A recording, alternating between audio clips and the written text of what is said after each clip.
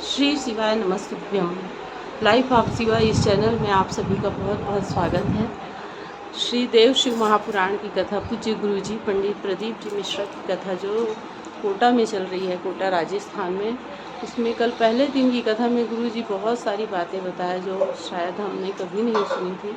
इसमें देव पितर और पितृ देवता, इसमें क्या अंतर है, आटे का क्या महत्व है, आटे की रंगोली बनाने का क्या महत्व है, क्यों पितृपक्ष में दरवाजे के पास, चौखट के पास आटे की रंगोली बनाई जाती है, और इस आटे की रंगोली का 3 जगह पे महत्व क्या है, आम पल्लव के बंधन वार का क्या महत्व है, और पितरों के स्वप्न, 4 प्रकार के स्वप्नों का क्या वर्णन है। ये सब गुरुजी कल की कथा में बहुत ही विस्तार से बताए हैं। आप सब भी सुनी गई यह कथा बहुत ही अलौकिक, बहुत ही अच्छी लगी। आप लोग भी यदि कुछ कारणवश नहीं सुन पाए होंगे तो ज़रूर इस कथा का आनंद लीजिए। श्री शिवाय। मैंने ये कथा आस्था चैनल पर टीवी में सुनी है। आप लोग भी इस कथा का आनंद लीजिए, गुरुजी के श्रीमुख से यह कथा।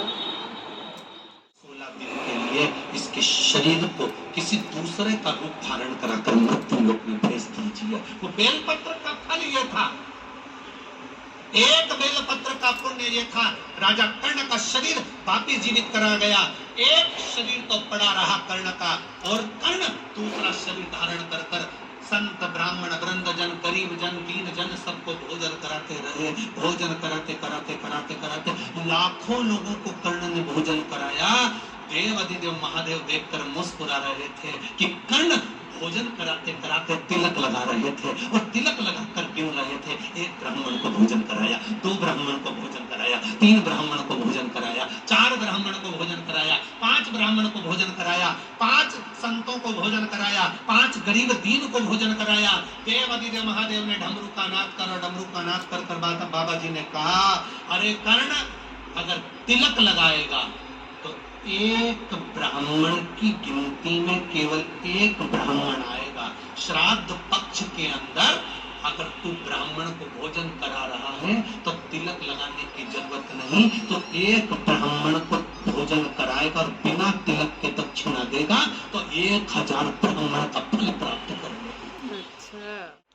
दात तिथि पर भोजन कराओ तो तिलक कर कर दक्षिणा दो, और अगर 16 श्राद्ध में मान लो चतुर्थी का श्राद्ध है, पंचमी का श्राद्ध है, द्वितीया का श्राद्ध है, तृतीया का श्राद्ध है, सप्तमी का श्राद्ध है, अष्टमी का श्राद्ध है, ब्राह्मण को बुलाया, साधु जन को बुलाया, गुरुजन को बुलाया, किसी को भोजन करने बुलाया, आपने दक्षिणा दी पर तिलक नहीं लगाया, तो ये मान लो पंचमी का श्राद्ध।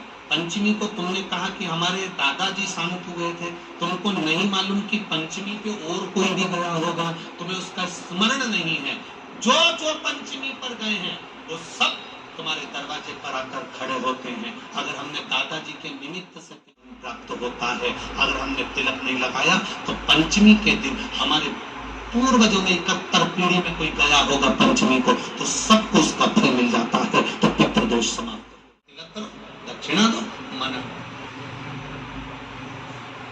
बाकी का श्राद्ध पक्ष में आप जितना बन सकता है उसको प्रेम से, आनंद से करो, तो तिलक नहीं लगाना है। पूजन करते हैं तो कहते पितृ देवता बोलते कि नहीं, पितर और पितर में, पर आज तक हम ये नहीं बोलते कि देव पितर का कार्य क्या, देव पितर क्या है। पितर देव नहीं कार्य है, परमात्मा जीव को गर्भ में धारण करा देता है, पर जो शरीर गर्भ के अंदर बच्चे का बनता है, बेटा बेटी का जो गर्भ के अंदर शरीर बनता है, वो देव पितर निर्मित करता है। उनका काम क्या है?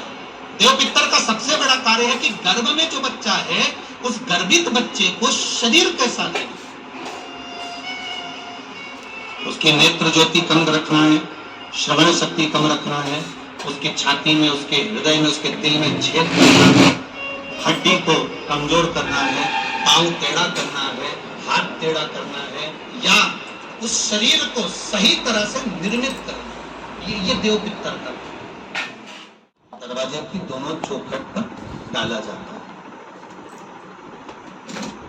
किसी किसी के दरवाजे पर रंगोली बनाई जाती है, कहीं देखिए आप लोगों ने? हाँ, छत्तीसगढ़ में होगा किसी के दरवाजे पर आटा डाला जाता है, वो देव पितर के भाव से डाला जाता है।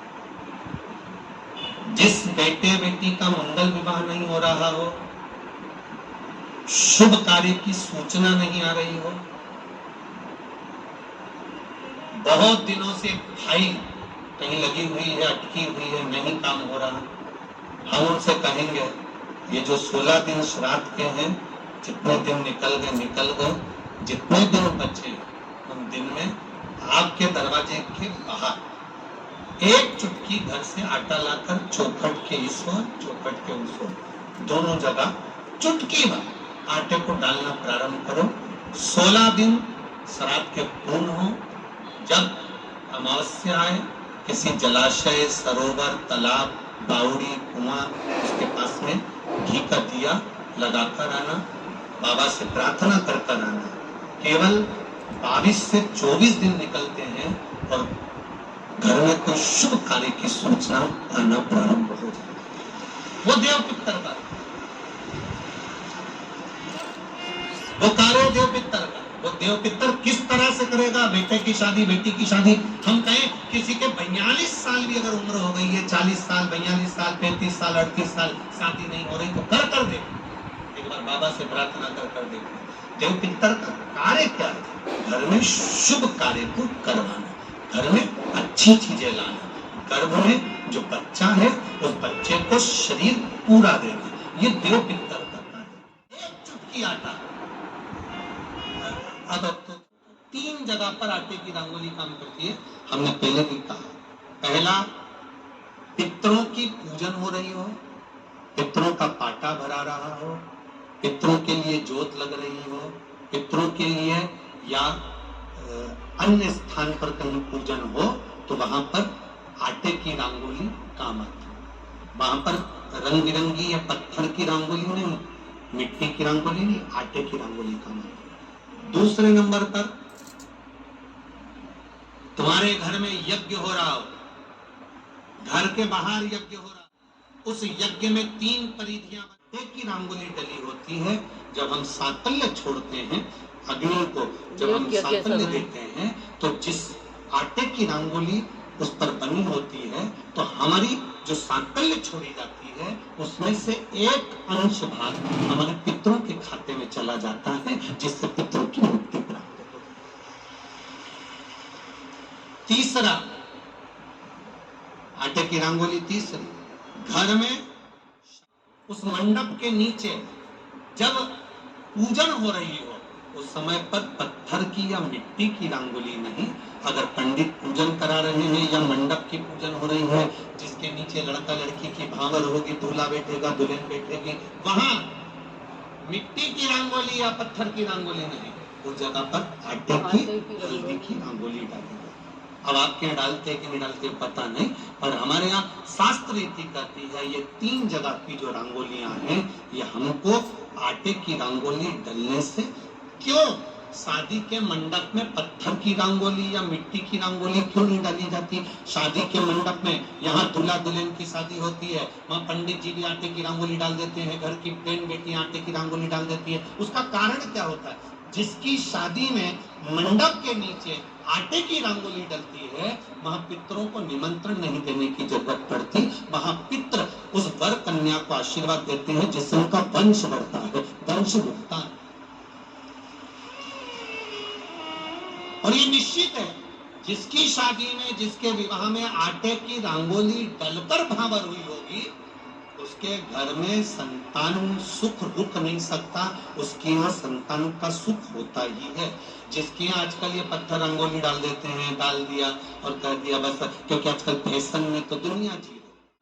श्री महापुराण की कथा कहती है 3 जगह आटे की रंगोली की बोलता है। बोलेंगे आप लोग। पहला स्थान दरवाजे की दोनों चौखट। दूसरा स्थान बोलते जाओ जल्दी, यज्ञ कुंड। तीसरा स्थान शादी का मंडप, जहां पर भले चुटकी भर आटे की रंगोली बने, पर वो जरूरी। ये उसी तरह है जैसे तुम्हारे दरवाजे पर तुम मोती की बंदरवाल लगा लो, चमकदार बंदरवाल लगा लो, हाथ से बनी हुई बंदरवाल लगा लो, और जब तक तुम आम के पत्ते की बंदरवाल नहीं लगाते तब तक घर में लक्ष्मी का प्रवेश नहीं होता।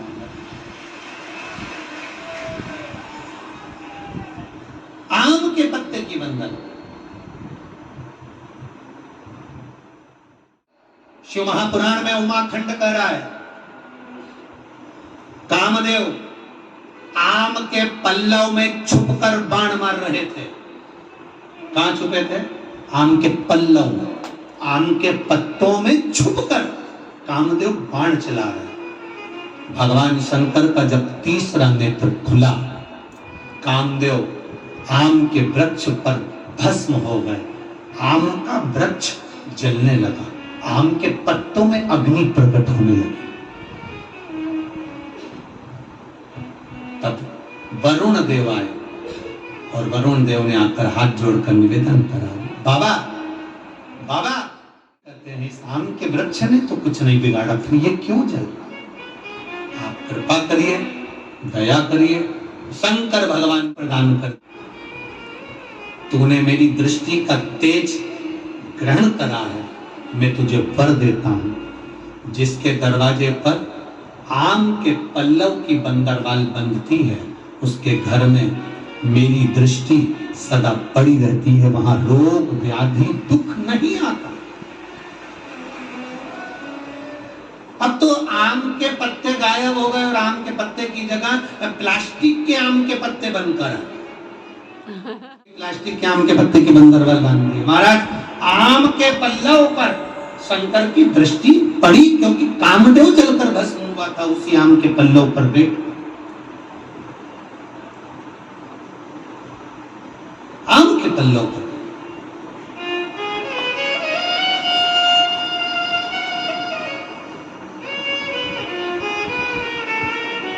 महाराज शिव कथा कर रही है, भगवान शंकर का संवाद कर रहा है, भगवान शंकर का स्मरण कर रहा है।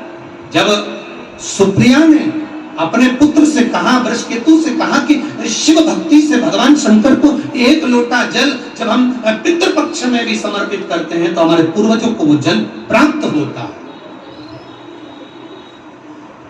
शिव भक्ति का बल प्राप्त होता है।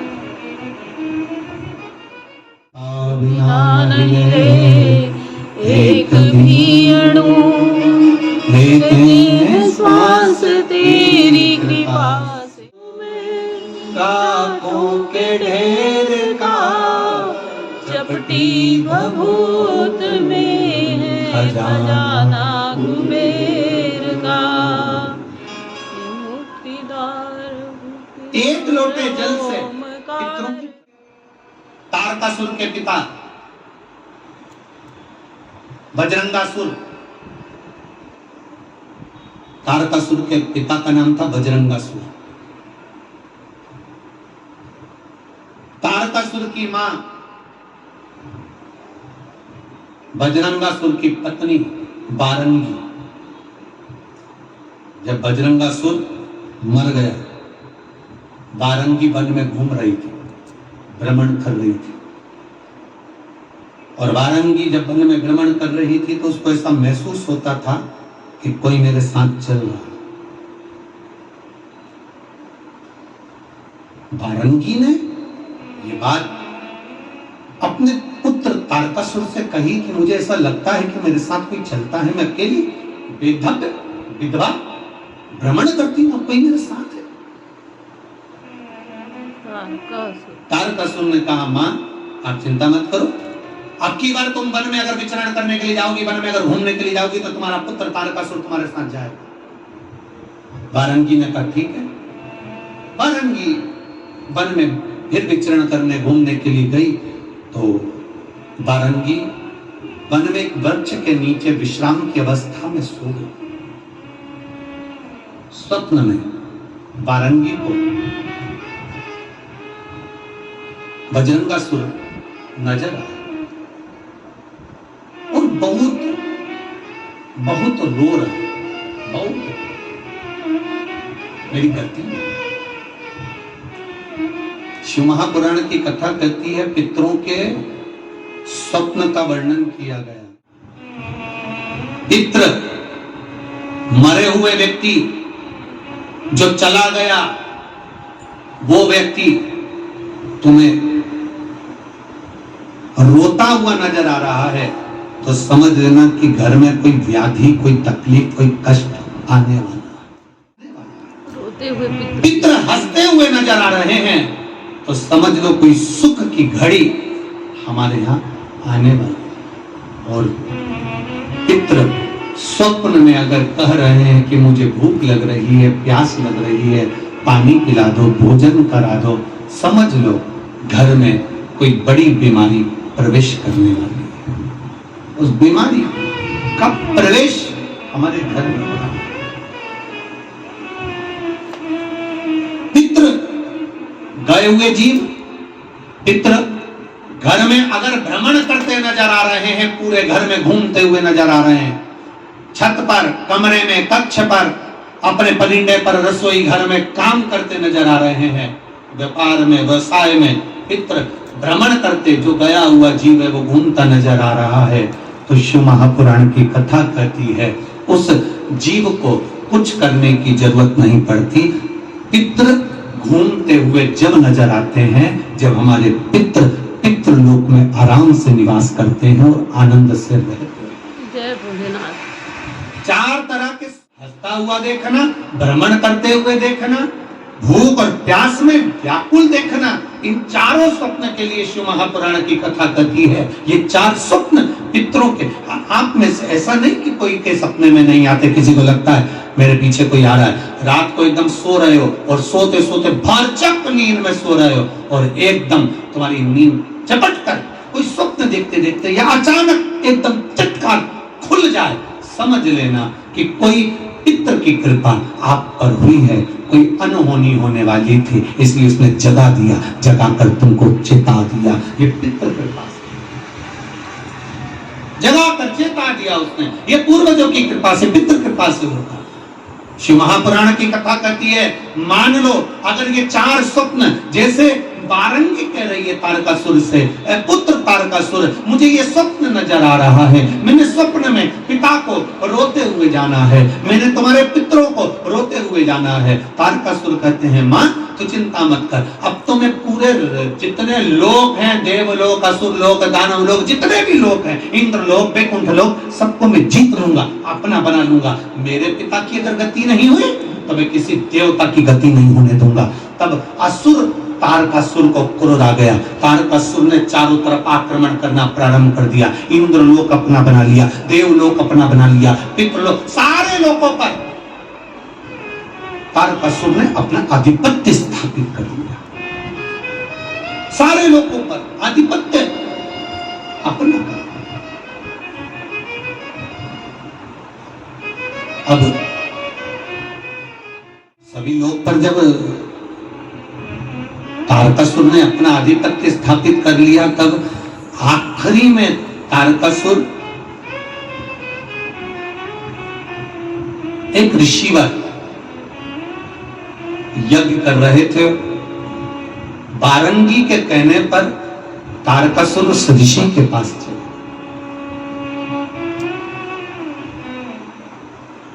हाथ जोड़कर, तारकासुर ने अभी तक हाथ किसी के नहीं जोड़े थे, केवल वर चाहिए था तो ब्रह्मा जी के हाथ जोड़े थे, बाकी के किसी के नहीं जोड़े। आखिरी में हाथ जोड़कर ऋषिवर से कहा, बारंगी ने, मेरा पति मुक्ति नहीं, मुक्ति नहीं, तो कहा, ऋषिवर बोले कि एक काम करो कि पितरों के निमित्तार्थ भोजन की व्यवस्था किसी दीन को, किसी गरीब को, किसी दुखी को, किसी ब्राह्मण जनादि को करो।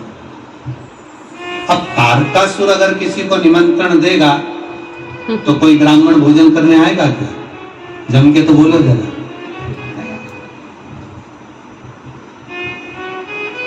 कहीं का डाकू जैसा स्वभाव वाला व्यक्ति किसी को खाना खाने बुला ले, हे महाराज, कल हमारे दादाजी मर गए थे, उनका भोजन है, सीधी तरीके से आ जाता। अब पंडित जी तो आधे तो बेचारे ऊपर से नीचे तक गीले हो गए, क्या भोजन करने जाए? जब डरा कर बुलाया जाए, हे महाराज कल हमारे दादाजी मर गए थे, उनका भोजन है, तुम आ जाना सीधी तरीके से। और बोला भी ऐसा कि सीधी तरीके से। अब घर पे जाकर पंडित जी को बुखार आ गया। पत्नी ने पूछा हुआ क्या, क्या हुआ? उसने बोला ऊपर से अगर जरा सी भी गलती हो जाए तो मारने काटने दौड़ता। पत्नी बोली तुम चिंता मत करो, और कंजूस इतना कि 1 रुपया तो छाती से छूट जाए, दूसरे का उठा के लिया था। अब दुख इतना हो रहा है कि हम खाना खाने गए और हमारी धोती और कुर्ता भी ले लिया। तो पंडितायन ने कहा तुम चिंता मत करो, तुम तो भोजन कर। पत्नी बोली फालतू की बात करते हो, दोनों बच्चों को ले जाओ। 2 से क्या होगा, तो 6 ही ले जाओ। उसने कहा 6 ही बच्चों को ले जाता हूं। उसको गुस्सा आएगा तो 7 में विभाजित हो जाएगा। 6 बच्चे गए, पंडित जी गए, भोजन करा। वो जो स्वभाव का था गुस्से वाला कंजूसड़ा, वो तो कहीं गया था, पत्नी को बोल कर गया था कि भोजन करा देना और दक्षिणा दे देना, और सुनो ज्यादा तो पंडित जी खाएंगे नहीं क्योंकि मैं डरा के आया। पत्नी ने कहा तुम चिंता मत करो, मैं भोजन करा दूंगी। पंडित जी आए, पंडित जी ने भोजन करना प्रारंभ करा। पंडित जी बिल्कुल नहीं खाए क्योंकि उनको तो डर इतना था। पर बच्चों को क्या डर था, वो तो जितना घर में बना था सब निपटा गए। बच्चों को क्या डर, दक्षिणा दी। पंडित जी ने पूछा सेठ जी नहीं दिख रहे हैं, आते होंगे। पंडित जी ने सोचा वो आए उससे पहले अपन चले जाएं तो अच्छा, नहीं तो ऊपर जाना पड़ सकता है। बच्चों ने इतना खाया है, बच्चे इतने समझदार थे, उन्होंने अपनी मम्मी के लिए भी पूरन पोली, मालपुआ, पूड़ी सब जेब में भर ली थी। सेठ जी आ गए, बहुत गुस्सेला था। आते से पूछा पंडित जी खा गए? हाँ। ला रोटी ला मेरे लिए। पत्नी बोली कुछ नहीं बचा। कहां गया? वो पंडित तो कम खाता, में डरा के आया था। उसने तो बेचारे ने डर के मारे पसीना बह रहा था, 2 रोटी खाई और उसके साथ में इतने में पति तो उड़ देखा ना पूर, उठाई बंदूक, पंडित के घर बुलाया।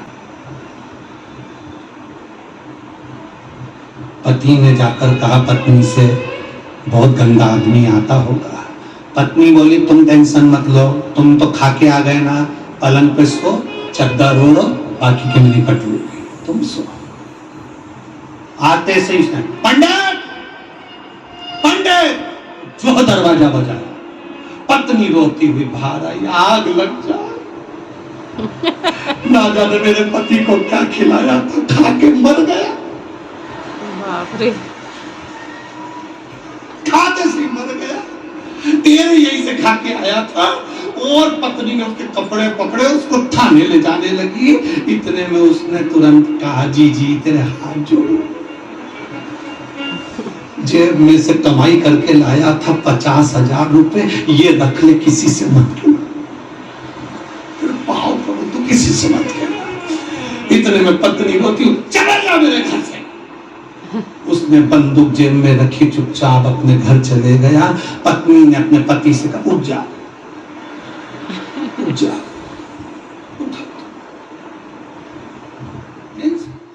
बहुत तेज होती है।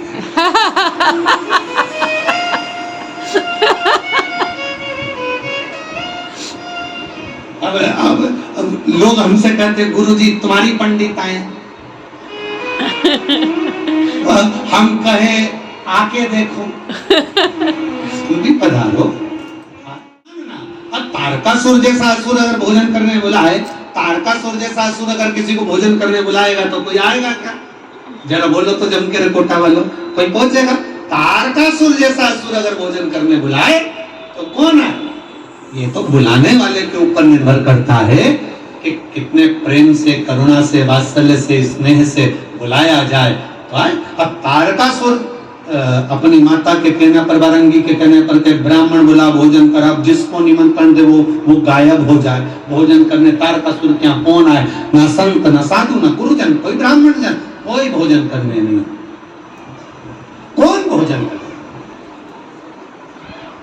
अब तारकासुर करे तो करे क्या, और पितरों के निमित्त, देवताओं के निमित्त भोजन कराना जरूरी है।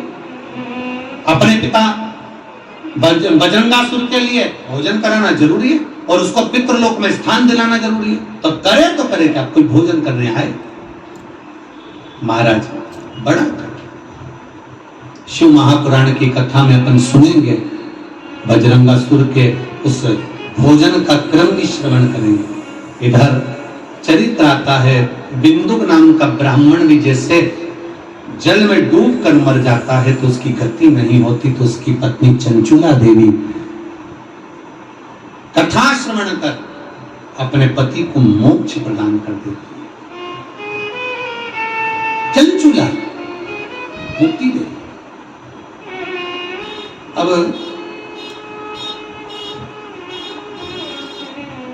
तुमरुका जी कथा करते हैं, चंचुला देवी शिव जी से कहकर ईश्वर जी और गोरा जी बनकर शंकर पार्वती जी आते हैं, कथा के यजमान बनकर कथा श्रवण कर। जोरदार ताली बजाएं ईश्वर जी और गोरा। कलर का पुष्प देवाधिदेव महादेव को 5 जगह पर समर्पित कर दिया जाए तो पितरों को मुक्ति प्राप्त हो जाती है। ऐसे देव पितर शिव महापुराण की कथा में, कल की कथा में अपन श्रवण करेंगे। आप सब आज की कथा को यहाँ पर जोरदार हर हर महादेव। आपसे निवेदन